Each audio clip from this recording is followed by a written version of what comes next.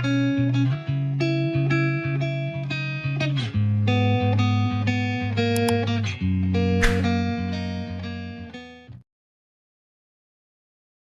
datang di Novella Channel. Terima kasih sudah mampir di Novella Channel. Bantu untuk klik tombol subscribe dan like untuk berkembangnya channel ini. Dan jangan lupa untuk nyalakan loncengnya agar selalu mendapatkan notifikasi terbaru dari Novella Channel. Silahkan menikmati cerita novel favorit Anda. Mari kita lanjutkan kembali kisah novel Aiden Enzo Kehidupan Super, episode 49, bersama Novella Channel. Selamat mendengarkan. Masih bersama Novella Channel. Mari kita lanjutkan. Begitu Huberto memasuki pintu, dia menatap Breno dengan marah, yang sekarang ketakutan seperti cucu kura-kura, dan tidak berani keluar.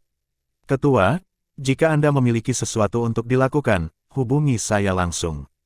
Anda tidak perlu pergi ke sini secara langsung. Breno tersenyum, dan pinggangnya bahkan lebih rendah. Kenapa aku harus melapor padamu? Huberto menatap Breno dengan ekspresi muram. Tidak, Ketua, Anda salah mengerti maksud saya. Maksud saya, Breno berlutut dengan panik sekarang. Apa yang terjadi pada ketua hari ini? Dia sangat marah. Jangan beri aku omong kosong. Aku hanya akan bertanya padamu, bagaimana sikapmu terhadap pria ini barusan? Apakah kamu membiarkan dia melihat pintu? Huberto bertanya pada Breno dengan tajam, apakah orang ini bermasalah dengan otaknya? Untuk benar-benar membiarkan tuan muda dari keluarga besar dengan latar belakang yang dalam ini pergi untuk melihat pintu perusahaan. Bukankah itu hanya mencari kematian? Beberapa pabrik farmasi Huatian tidak cukup untuk memberikan kompensasi. Sambil berteriak dengan marah, Huberto menatap Aiden Enzo dengan senyum tersanjung. Ini adalah pemuda yang membunuh pabrik farmasi Huatian dan keluarga Isla dengan satu tangan. Dia jelas sangat kuat, mengapa dia begitu lemah? Mungkinkah karena wanita cantik ini dan wanita tajam di depannya ini? Huberto diam-diam berspekulasi di dalam hatinya, tetapi dia tidak bisa mengetahuinya. Tapi dia mengerti bahwa karena karakter seperti itu diam-diam menghancurkan keluarga Isla, itu berarti dia tidak suka pamer dan pamer. Maaf, Ketua, saya salah.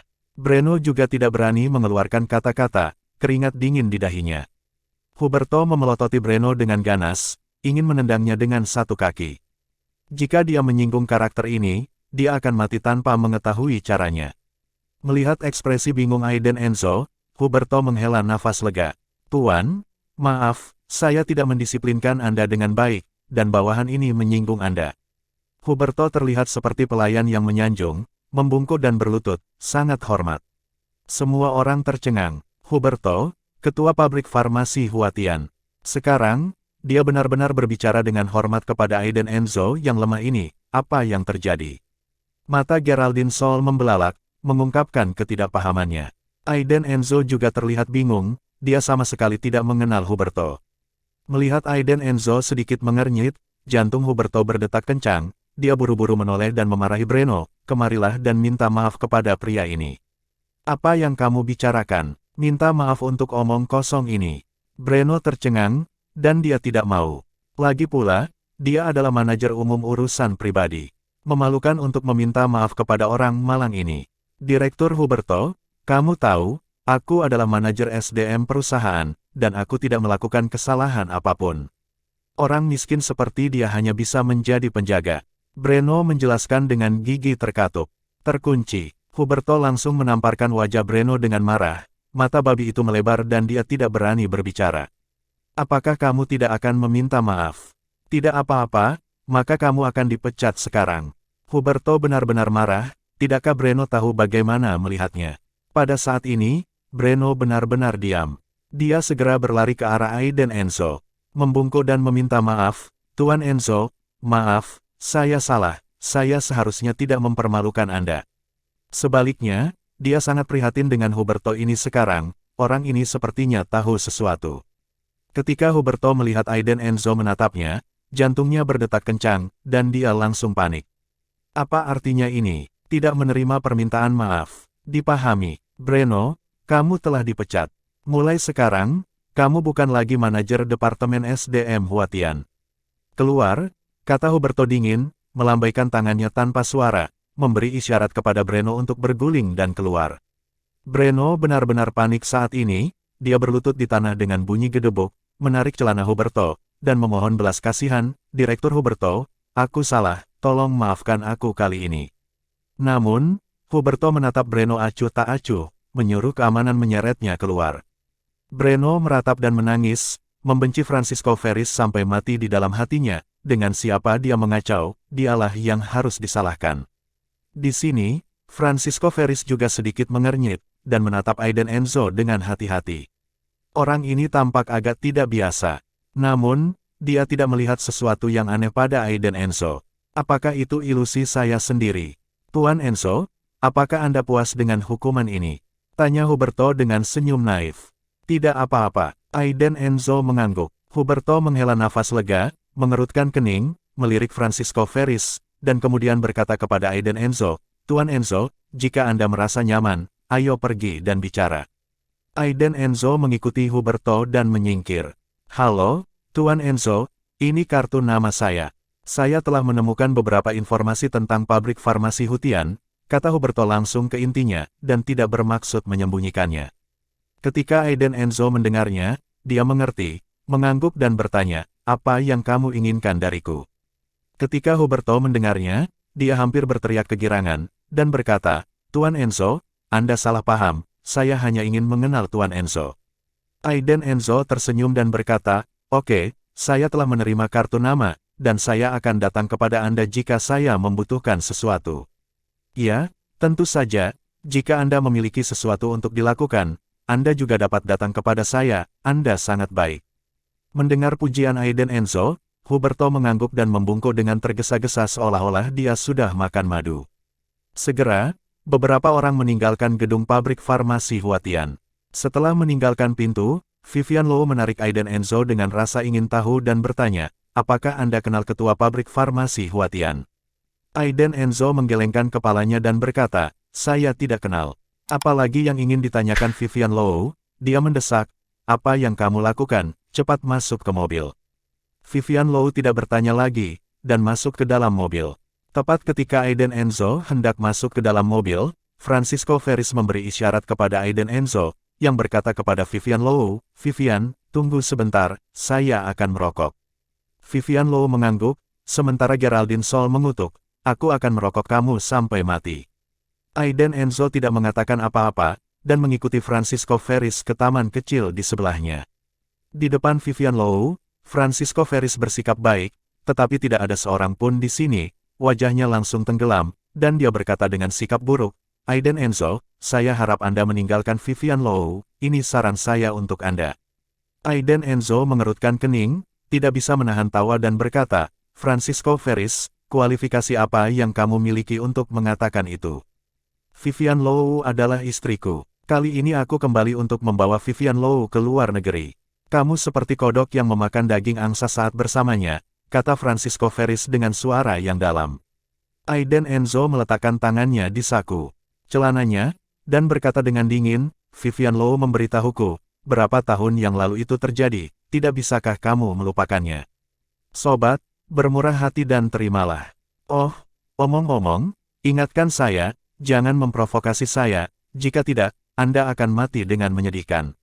Francisco Ferris mencibir dan berkata, kamu sangat percaya diri, dan aku tidak tahu bagaimana Vivian Low jatuh cinta dengan sampah sepertimu. Tapi aku menyarankanmu, lebih baik tinggalkan Vivian Low, kamu tidak bisa memberikan apapun padanya. Hanya aku, Francisco Ferris, baru setelah itu aku bisa memberikan apapun yang dia inginkan. Apapun yang dia inginkan. Aiden Enzo benar-benar tidak mengerti. Francisco Ferris mengangguk dan berkata, apa saja? Mobil mewah, villa, uang, tas dan jam tangan terkenal, dan masa depan yang menjanjikan, dapatkah Anda memberikannya? Saat dia berbicara, dia mengangkat tangannya, dan di pergelangan tangannya ada jam tangan Cartier terbaru. 40.000. Setelah itu, Francisco Ferris melanjutkan, kamu benar-benar tidak layak untuk bersamanya. Hanya sumber keuangan dan koneksiku yang dapat memberinya masa depan yang cerah. Apakah kamu mengerti maksudku? Namun, maaf, kamu tidak bisa melakukannya. Kamu tidak tahu harus berbuat apa.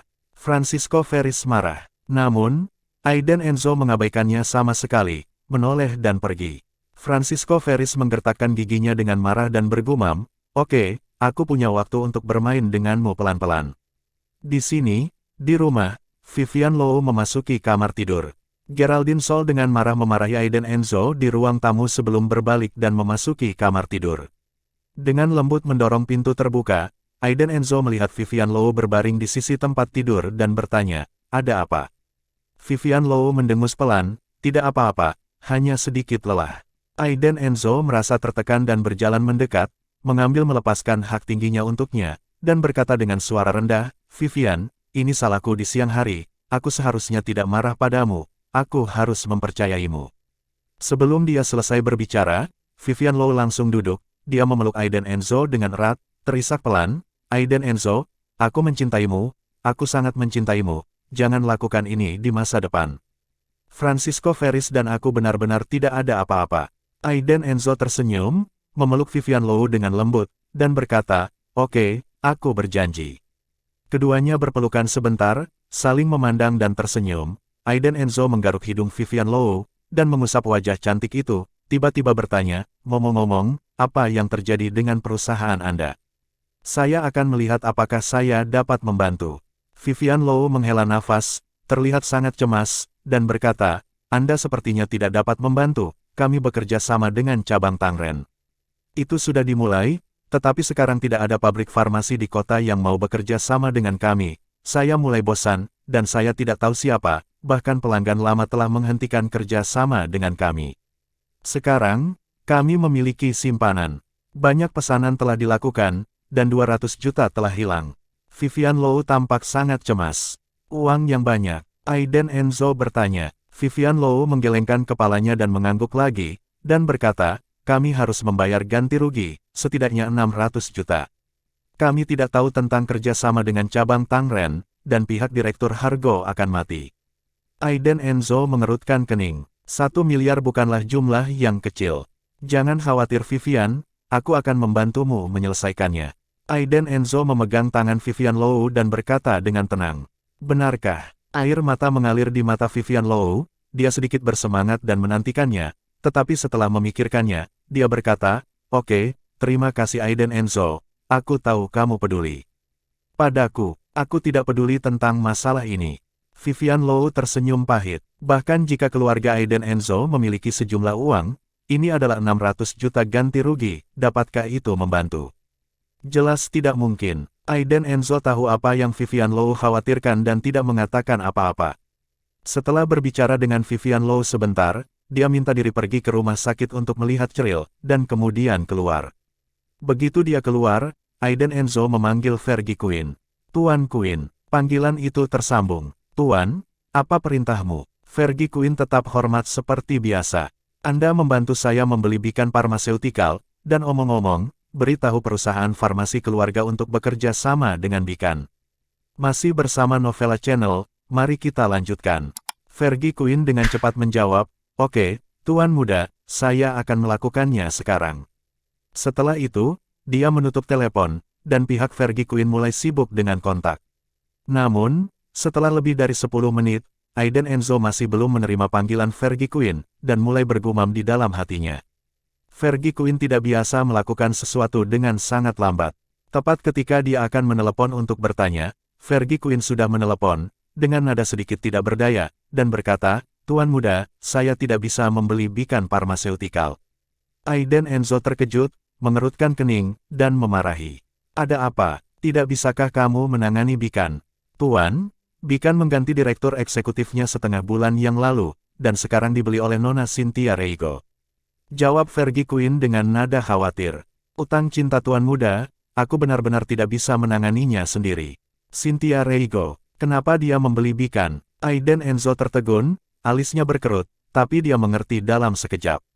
Mungkinkah masalah Beacon disebabkan oleh Cynthia Reigo sendiri? Apakah karena Vivian Low? "Oke, begitu." Aiden Enzo berkata dengan ringan, menutup telepon, dan kemudian ragu sejenak sebelum memanggil Cynthia Reigo. Sebelum dia bisa berbicara, suara malas dan menawan datang dari ujung telepon, berkata, "Aiden Enzo, kamu akhirnya meneleponku."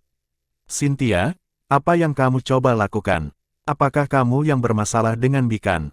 Apa penyebabnya?" Aiden Enzo sedang dalam suasana hati yang sangat tidak senang sekarang, dia benar-benar merasa bersalah pada Cynthia Reigo, tetapi jika masalah ini ada hubungannya dengan Vivian Low, Aiden Enzo lebih suka menjadi bajingan. Ya, Cynthia Reigo menjawab terus terang, lalu terkekeh, Fergie Quinn baru saja menghubungi saya.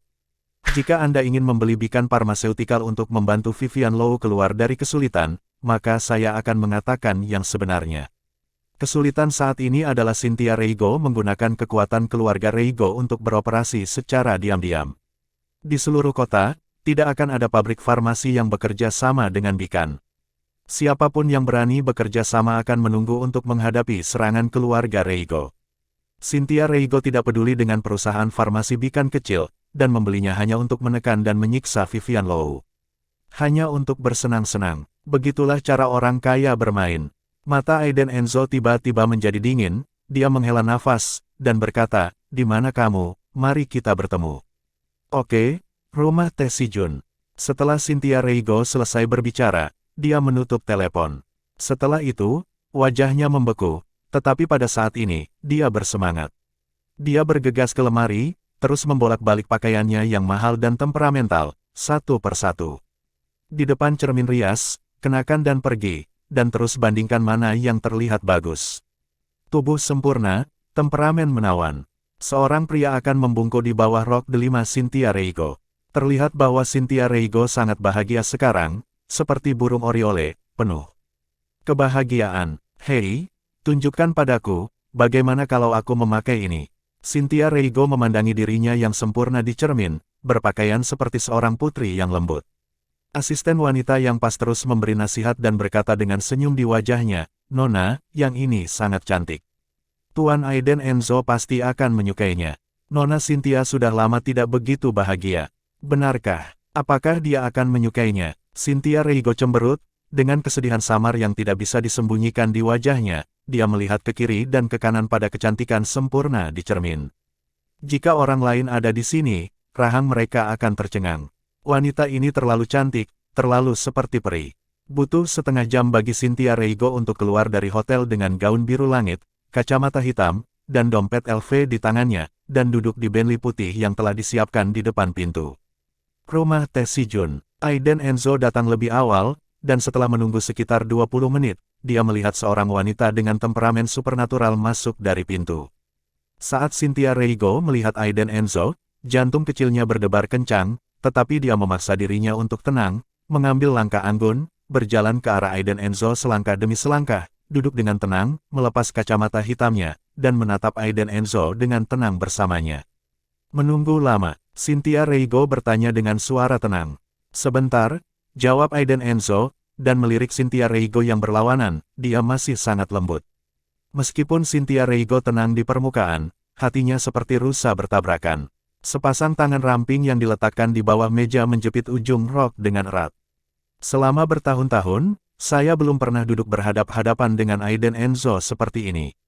Dia masih begitu memesona, dengan sentuhan arogansi yang mengalir dari tubuhnya. Orang lain tidak bisa mendeteksi jenis nafas ini, tapi Cynthia Reigo bisa merasakannya. Mereka dulunya adalah anak laki-laki dan perempuan emas yang membuat iri semua orang, tetapi masa lalu tidak ada lagi. Katakan padaku, bagaimana kamu bisa menjual Beacon kepadaku?" kata Aiden Enzo, "dia tidak punya banyak waktu. Ceraikan Vivian Low, dan aku akan menjual Beacon kepadamu," kata Cynthia Reigo tanpa menyembunyikan apapun. "Itu tidak mungkin," jawab Aiden Enzo. Dia tahu bahwa jika dia mengajak Cynthia Reigo keluar hari ini, dia tidak bisa lepas dari hal-hal ini. Namun, dia tidak akan pernah setuju untuk menceraikan Vivian Low. Kalau begitu tidak perlu membicarakannya. Beacon adalah pionku untuk menyiksa Vivian Low. Kamu tidak ingin dia menderita, jadi ceraikan dia. Aiden Enzo, biarkan aku mengatakan yang sebenarnya, aku, Cynthia Reigo, tidak pernah merindukan apa yang saya inginkan, termasuk hal yang sama berlaku untuk Anda." Cynthia Reigo menjelaskan, sikapnya tiba-tiba menjadi dingin. Vivian Low, Cynthia Reigo membenci wanita yang menerobos kehidupan yang seharusnya menjadi milik suaminya. Aiden Enzo mengangkat alisnya dan berkata dengan tenang, "Cynthia Reigo, jangan coba-coba menantang kesabaranku. Jika aku ingin Beacon, tidak ada yang bisa menghentikanku. Bahkan keluarga Reigo di Kyoto hanyalah aksesori di mataku. Biarkan aku bertanya untuk terakhir kalinya, bagaimana kamu bersedia menjual Bikan kepadaku? Aiden Enzo kehilangan kesabaran dan ekspresinya menjadi dingin. Cynthia Reigo terdiam beberapa saat, dan berkata, ini adalah hari ulang tahunku minggu depan, dan aku ingin kamu menemaniku. Itu satu-satunya syarat. Hati Aiden Enzo tiba-tiba bergetar, matanya membeku, dia merenung sejenak, lalu mengangguk dan berkata, oke. Setelah itu, dia bangkit dan meninggalkan kedai teh Sijun. Di rumah teh yang indah dan damai, hanya Cynthia Reigo yang dibiarkan minum teh sendirian. Tetesan air mata di sudut matanya. Tidak bisa menahan jatuh. Setelah duduk sebentar, Cynthia Reigo juga bangkit dan pergi. Keesokan harinya, Vivian Low meninggalkan rumah, dan ketika dia tiba di perusahaan, dia menemukan bahwa suasana di perusahaan itu tidak baik. Begitu dia memasuki pintu, semua karyawan perusahaan menyambutnya di pintu serempak, membungkuk dan tersenyum, Direktur Vivian. Vivian Low terkejut. Apa Direktur Vivian? Apa yang kamu lakukan? Vivian Low bingung, dia tidak tidur nyenyak tadi malam, dan terganggu oleh urusan perusahaan. Zack Hargo berjalan keluar sekarang, dan berkata dengan senyum di wajahnya, Vivian Low, mulai hari ini dan seterusnya, Anda adalah ketua eksekutif perusahaan kami, dan saya telah mengundurkan diri. Berita terbaru, Vivian Low benar-benar bodoh, Zack Hargo mengundurkan diri dan menjadi direktur eksekutif perusahaan. Direktur Hargo, berhenti bercanda, ini, Vivian Low benar-benar terpana, apa yang terjadi? Zack Hargo membiarkan semua orang bubar, dan membawa Vivian Low ke ruang konferensi. Pada saat ini, ada 7 atau 8 orang duduk di ruang konferensi, semuanya adalah direktur investasi perusahaan. Ketika mereka melihat Vivian Low, mereka semua berdiri, bertepuk tangan dan memberi selamat, selamat kepada Direktur Vivian, Anda benar-benar muda dan menjanjikan.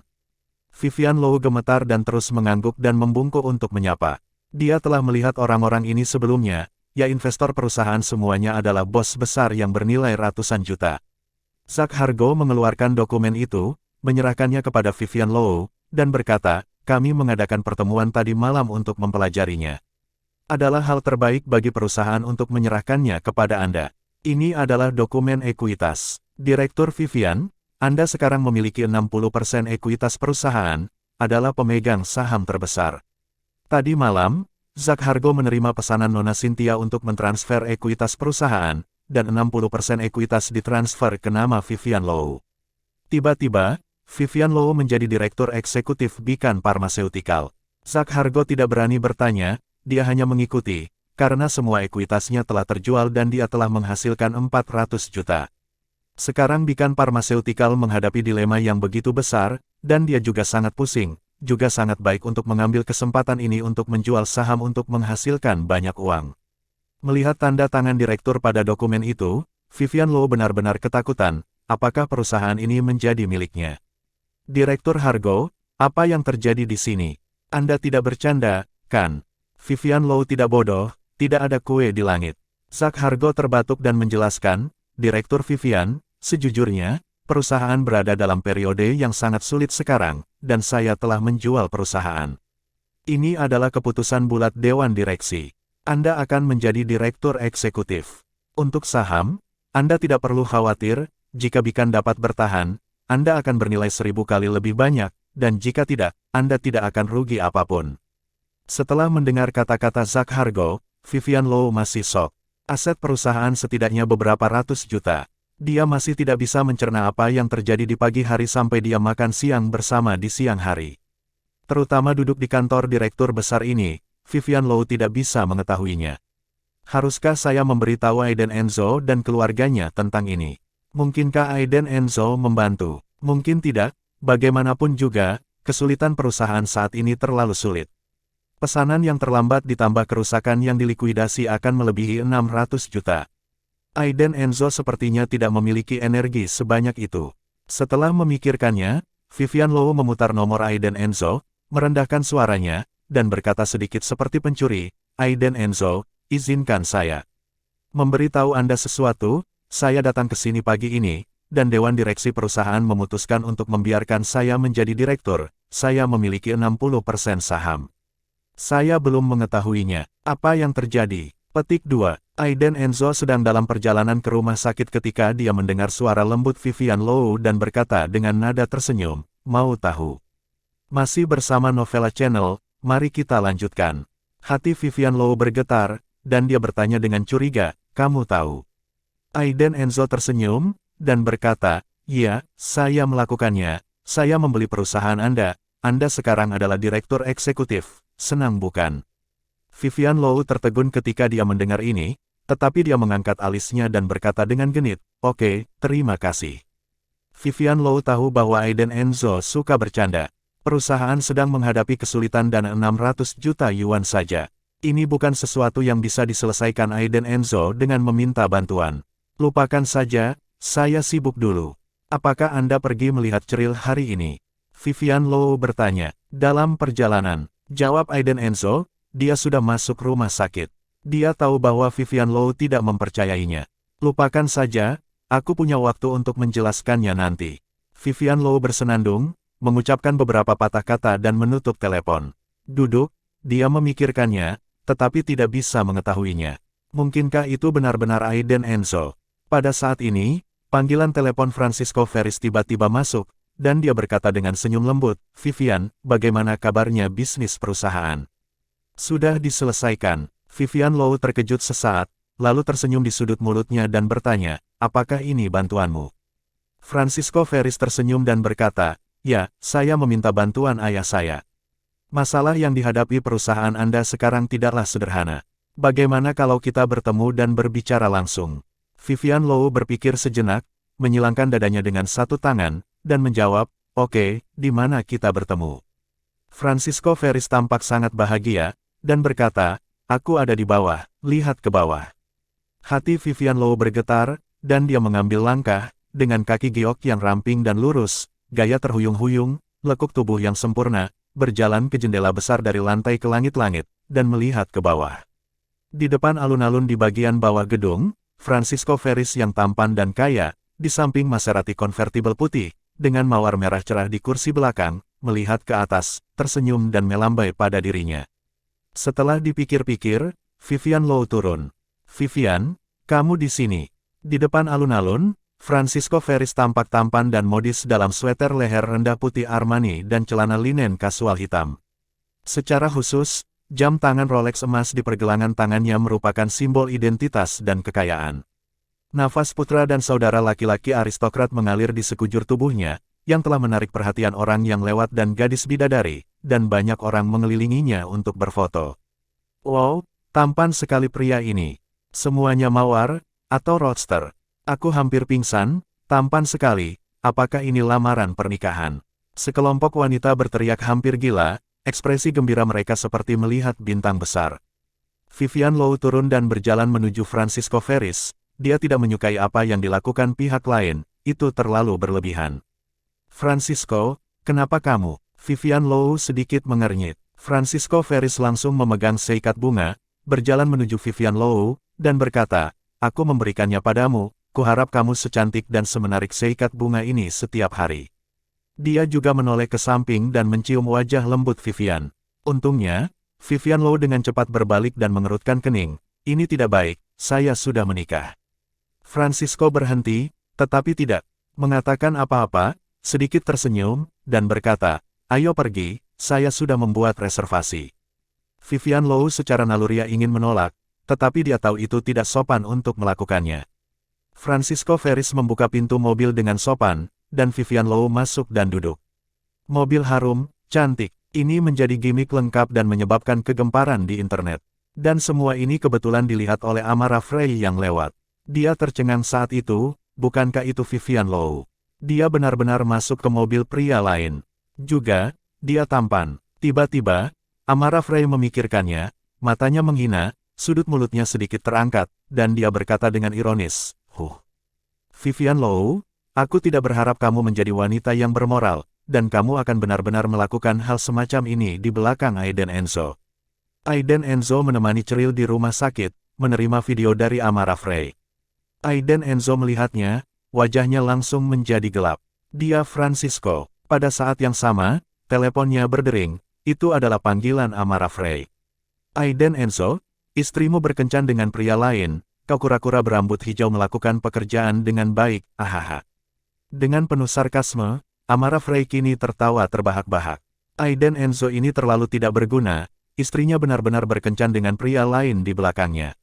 Sepertinya mereka benar-benar akan bercerai. Amara Frey, masalah ini tidak ada hubungannya denganmu.